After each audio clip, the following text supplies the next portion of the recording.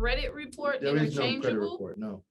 So that's a made up phrase. Yeah, just like credit bureaus, there is no credit bureau. It's a false made up word. It's like, King, what's your name? Huh, Carter? Carter. If I started calling you Jerome, are you gonna answer me? No.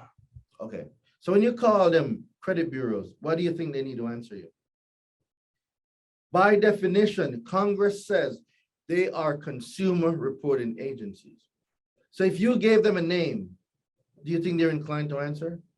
If I started calling you Cheryl, will you be inclined to answer me? It's not your name. Call me by my name.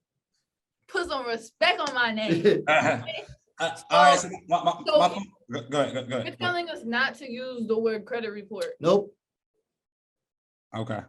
don't use the word credit bureau. Y'all, Yeah. you know how I know this is real and he's not just making up stuff? Because when COVID hit, I was like, I know I'm gonna have a lot of people who are interested in deferring their payments, right? So I was like, let me call and see what happens. And I was like, let me test it on my own stuff. Let me call and see what happens. So I call up, I had Wells Fargo for one of my car loans at the time. So I call up Wells Fargo and you have to use a certain terminology with them, right? When COVID hit, you had to let them know, hey, due to COVID, I cannot make my payments.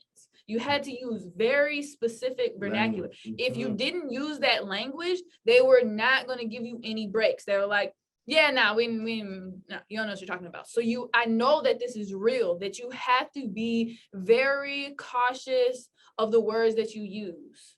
Gotcha. So we're going to delete the word credit report from our vernacular and we're going to replace it with consumer report. Yep, that's what's in your definition. That's what's in your law. Like, I don't get why people want to use different words.